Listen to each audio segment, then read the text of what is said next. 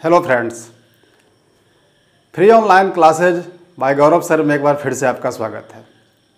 Friends, पिछले video में हमने क्लास 11th के पॉलिटिकल साइंस सब्जेक्ट के अंतर्गत दूसरा चैप्टर भारतीय संविधान का निर्माण का अध्ययन प्रारंभ किया था। उसी के दूसरे भाग के अंतर्गत एक अलग टॉपिक के बारे में हम लोग अध्ययन करेंगे, जिसका नाम है भारतीय संविधान के स्रोत। फ्रेंड्स, पिछले वीडियो में हमने देखा था कि किस प्रकार भारतीय संविधान का निर्माण संविधान सभा के द्वारा किया गया था और 26 जनवरी 1950 से हमारे देश का संविधान लागू हो गया था। अब यहाँ पर यह स्वाभाविक प्रश्न उठता है कि हमारे देश का संविधान, जो कि 2 वर्ष 11 महीना और 18 दिन में बनाया गया, उसके निर्माण के स्रोत क्या हैं, किन किन बातों को कहाँ से शामिल किया गया है, सारे प्रावधान कहाँ से लिए गए हैं, इन सभी का अध्ययन हम आज के वीडियो में करेंगे। और हमारा टॉपिक है भारतीय संविधान के स्रोत। तो आइए शुरू करते हैं। सबसे पहला स्रोत जो भारतीय संविधान के निर्माण का है वह है भारतीय शासन अधिनियम 1935, जो कि अंग्रेजों के द्वारा बनाया गया था 1935 ईस्वी में। आज़ादी के पूर्व अंग्रेजों के द्वारा बनाया गया नियम और कानून ही हम पर लागू था। जब हमारा संविधान बन रहा था तो हमारे संविधान निर्माताओं को उस अधिनियम की बहुत सारी बातें काफ़ी अच्छी लगी, क्योंकि उसी के आधार पर पिछले 15 वर्षों से देश का शासन चल रहा था। तो इस कारण से हमारे भारतीय संविधान का 75% भाग 75% पोर्शन भारतीय शासन अधिनियम 1935 की देन है। जब हमारा संविधान बना तो मूल रूप से उसमें 395 अनुच्छेद को शामिल किया गया। आप इसी बात से समझ सकते हैं कि 395 में से 250 अनुच्छेद भारतीय शासन अधिनियम 1935 से हूबहू या थोड़े बेर फेरबदल के साथ ले लिया गया, और इस तरह से हमारे संविधान का 3/4 भाग केवल भारतीय शासन अधिनियम 1935 की देन है। तो पहला स्रोत हमारा है भारतीय शासन अधिनियम 1935। उसके बाद दूसरे नंबर पर है इंग्लैंड का संविधान। आप जानते हैं कि इंग्लैंड का ही शासन हमारे देश पर 15 अगस्त 1947 के पूर्व चल रहा था। तो इंग्लैंड के संविधान से भी हमारे संविधान में बहुत सारी बातों को लिया गया है, जिसमें प्रमुख रूप से है संसदीय शासन प्रणाली। संसदीय शासन प्रणाली में संसद सर्वोच्च होता है, संसद सबसे शक्तिशाली होता है। पूरी दुनिया में इंग्लैंड की संसद सबसे शक्तिशाली मानी जाती है और वहाँ भी संसदीय शासन प्रणाली लागू है। उसी का अनुकरण करते हुए हमारे देश के संविधान निर्माताओं के द्वारा इंग्लैंड के संविधान से संसदीय शासन प्रणाली को अपनाया गया। एकल नागरिकता का प्रावधान भी हमारे संविधान में इंग्लैंड के संविधान से ही किया गया है, जबकि हमारे देश में संघात्मक शासन है। संघात्मक शासन के अंतर्गत दोहरी नागरिकता का प्रावधान होता है, परंतु हमारे देश में एकल नागरिकता का प्रावधान किया गया है, जो कि हमने इंग्लैंड के संविधान से लिया है। भारत का सबसे बड़ा पद, देश का प्रथम नागरिक जो कि राष्ट्रपति का पद होता है, उस पद को भी इंग्लैंड के संविधान से ही लिया गया है। जिस प्रकार इंग्लैंड में राजा या रानी का पद औपचारिक प्रधान के रूप में होता है, ठीक उसी प्रकार इंग्लैंड के ही तर्ज पर हमारे देश के राष्ट्रपति का पद भी औपचारिक प्रधान के रूप में होता है। तो इस तरह से हमने राष्ट्रपति के पद को भी इंग्लैंड के संविधान से लिया है। आप महत्वपूर्ण बातों को याद रखेंगे। संसदीय शासन प्रणाली, एकल नागरिकता, राष्ट्रपति का पद, ये तीनों इंग्लैंड के संविधान से हमारे देश के संविधान में लाया गया है। तीसरे नंबर पर आते हैं अमेरिका का संविधान। अमेरिका के संविधान से भी हमने बहुत सारी बातों को लिया है। सबसे पहले उपराष्ट्रपति का पद, राष्ट्रपति के पद के साथ साथ आपके देश में उपराष्ट्रपति का भी पद है। उस पद को अमेरिका के संविधान से ही लिया गया है। भारत के नागरिकों को संविधान के द्वारा जो मौलिक अधिकार दिया गया है उसका विचार भी अमेरिका के संविधान से ही लिया गया है। हमारे संविधान के प्रारंभ में ही एक प्रस्तावना है। बचपन से हम लोग पढ़ते आए हैं, हम भारत के लोग, भारत को एक संपूर्ण प्रभुत्व संपन्न, उस प्रस्तावना का विचार भी अमेरिका के संविधान से ही लाया गया है। और सर्वोच्च न्यायालय, जिसे कि हम लोग सुप्रीम कोर्ट कहते हैं, जो कि देश का सबसे बड़ा न्यायालय है, तो सर्वोच्च न्यायालय का गठन भी और एक स्वतंत्र न्यायपालिका की स्थापना, न्यायिक पुनर्विलोकन की स्थापना, इन सभी तत्वों को भी हमने अमेरिका के संविधान से ही लिया है।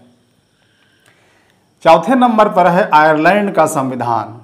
आयरलैंड के संविधान से हमने क्या क्या लिया है? सबसे पहले नीति निर्देशक तत्व।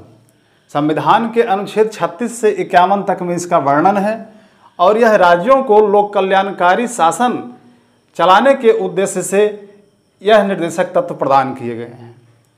इन नीति निर्देशक तत्वों को आयरलैंड के संविधान से लिया गया है। हमारे देश में राष्ट्रपति के निर्वाचन की जो प्रक्रिया है कि राष्ट्रपति के निर्वाचन में कौन भाग लेंगे, किस प्रकार उसका चुनाव होगा, इन सारी प्रक्रियाओं का वर्णन जो हमने किया है उसे हमने आयरलैंड के संविधान से लिया है। राष्ट्रपति की निर्वाचन प्रक्रिया को आयरलैंड के संविधान से लिया गया है। प्रस्तावना का विचार यहाँ पर ध्यान देंगे, याद रखेंगे, प्रस्तावना का विचार अमेरिका के संविधान से लिया गया है, परंतु प्रस्तावना में जो प्रारंभ में शब्द है हम भारत के लोग, वह आयरलैंड के संविधान से लिया गया है। आयरलैंड के संविधान में भारत की जगह पर आयरलैंड शब्द का प्रयोग है, be the people of Ireland, और हमारे देश के संविधान में आयरलैंड के जगह पर भारत शब्द का प्रयोग है, be the people of India. तो इसे आप याद रखेंगे कि प्रस्तावना का हम भारत के लोग शब्द आयरलैंड के संविधान से लिया गया है। आगे बढ़ते हैं और आते हैं 5वें पॉइंट पर, जो कि है कनाडा का संविधान। कनाडा के संविधान से हमने अवशिष्ट शक्तियों को लिया है।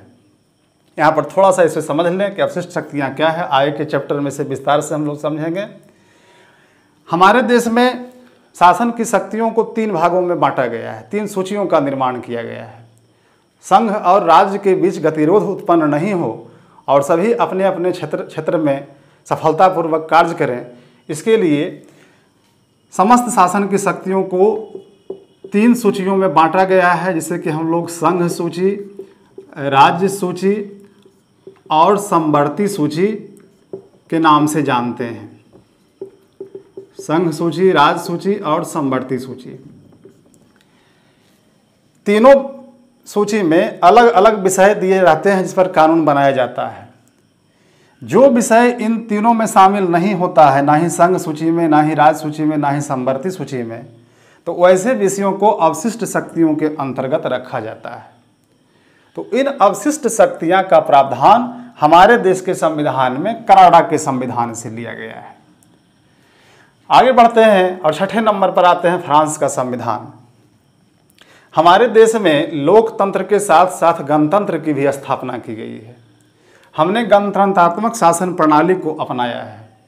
इसका अर्थ यह होता है कि हमारे देश का जो राज्याध्यक्ष है, जो संवैधानिक प्रधान है, उसका पद भी निर्वाचित होगा, वंशानुगत नहीं होगा, वह वंश परंपरा के आधार पर नहीं बनेगा। उसे ही हम गणतंत्रात्मक शासन प्रणाली कहते हैं। इस प्रणाली को हमने फ्रांस के संविधान से अपनाया है। 7वें नंबर पर है ऑस्ट्रेलिया का संविधान। ऑस्ट्रेलिया के संविधान से हमने समवर्ती सूची को लिया है, जिसकी चर्चा अभी हम लोग कर रहे थे। यहाँ समवर्ती सूची के अंतर्गत वैसे विषय जिस पर कि संघ भी कानून बना सकता है और राज्य भी कानून बना सकता है, परंतु संघ के द्वारा बनाया गया कानून प्रभावी होता है। तो उस समवर्ती सूची का प्रावधान हमारे देश के संविधान में ऑस्ट्रेलिया के संविधान से लाया गया है।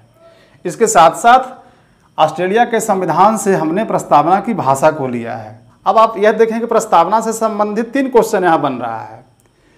पहला, प्रस्तावना का विचार कहाँ से आया? तो अमेरिका के संविधान से। प्रस्तावना में हम भारत के लोग शब्द कहाँ हैं? आयरलैंड के संविधान से। और प्रस्तावना की जो भाषा है वह भाषा कहाँ से ली गई, तो ऑस्ट्रेलिया के संविधान से लिया गया है। ध्यान में रखना है इसे। आगे बढ़ते हैं और जर्मनी के संविधान पर चलते हैं। 8वें नंबर पर जो है जर्मनी के संविधान से हमने अपने देश के संविधान में आपात उपबंध को लिया है। आपात उपबंध का अर्थ, जब हमारे देश में राष्ट्रीय आपात की घोषणा हो जाती है और नागरिकों के मौलिक अधिकार निलंबित हो जाते हैं, पुनः समान स्थिति होने पर मौलिक अधिकार बहाल किए जाते हैं, उन सभी आपात उपबंध की प्रणाली की पूरी धारणा जर्मनी के संविधान से ही लिया गया है और उसी के आधार पर हमारे देश में भी आपातकालीन शासन प्रणाली के सारे प्रावधान किए गए हैं। दक्षिण अफ्रीका का संविधान। किसी भी देश के संविधान का निर्माण जब होता है तो उसमें कुछ न कुछ सुधार और संशोधन की गुंजाइश रह जाती है और संविधान के अंतर्गत उसकी प्रक्रिया का भी वर्णन किया जाता है। तो हमारे देश में जो संविधान संशोधन की प्रक्रिया है, जिसका कि वर्णन संविधान के अनुच्छेद 368 में किया गया है, वो सारी प्रक्रिया दक्षिण अफ्रीका के संविधान से ही ली गई है और उसी के आधार पर हमारे देश में भी संविधान संशोधन की प्रक्रिया को अपनाया जाता है। 10वें नंबर पर है सोवियत संघ रूस का संविधान। सोवियत संघ रूस के संविधान को हमने मौलिक कर्तव्य सोवियत संघ रूस के संविधान से ही लिया है। अब यहाँ पर ध्यान देना है कि मौलिक अधिकार, नागरिकों के लिए मौलिक अधिकार अमेरिका के संविधान से लिया गया है और नागरिकों के जो मौलिक कर्तव्य हैं वह सोवियत संघ रूस के संविधान से लिए गए हैं। 11वें नंबर पर है जापान का संविधान। जापान के संविधान से भी हमने कुछ लिया है और उसमें सबसे महत्वपूर्ण है विधि के द्वारा स्थापित प्रक्रिया। अब इसको समझना बहुत ही आसान है। विधि के द्वारा स्थापित प्रक्रिया का अर्थ है कानून की प्रक्रिया के द्वारा कानून सम्मत तरीके से किसी भी कार्य को करना, उसे ही हम विधि द्वारा स्थापित प्रक्रिया कहते हैं। हमारे देश की संसद के द्वारा जो भी कार्य किया जाता है, विधायिका के द्वारा जो भी कार्य किए जाते हैं, वो सारे कार्य विधि के द्वारा स्थापित होते हैं। जब कभी आप किसी संसद के अधिनियम को पढ़ेंगे तो उसमें यह लिखा रहता है कि विधि के द्वारा स्थापित प्रक्रिया के अनुसार ऐसा किया गया है। तो यह शब्द विधि के द्वारा स्थापित प्रक्रिया को हमने जापान के संविधान से लिया है। इन सारे बिंदुओं पर गौर करने के बाद, अध्ययन करने के पश्चात हम लोग यह पाते हैं कि हमारे देश के संविधान में बहुत सारे विदेशी संविधानों का भी प्रभाव है और इस कारण से बहुत सारे आलोचक हमारे संविधान को उधार का संविधान या नकल किया गया संविधान या कॉपी पेस्ट का संविधान भी कहते हैं।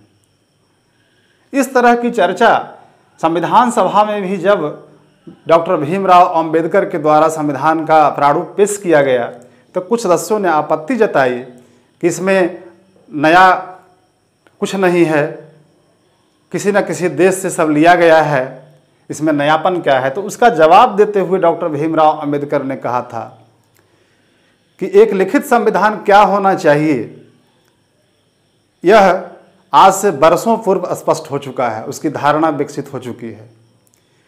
आज के समय में जब किसी भी देश के संविधान का निर्माण होगा तो उसमें कुछ भी कोई नई बात शामिल करने की बहुत ज़्यादा गुंजाइश नहीं है। और चूंकि अपने देश के लिए हम एक अच्छा संविधान बनाना चाहते हैं, तो इसलिए हमने जिस देश के संविधान को अपने देश के अनुकूल पाया, उस देश के संविधान से जिन तत्वों को हम ले सकते थे वहाँ से हमने लिया है और एक अच्छा संविधान बनाने का प्रयास किया है। यदि कहीं अच्छाई है तो वहाँ से उधार लेने में कोई हर्ज नहीं है।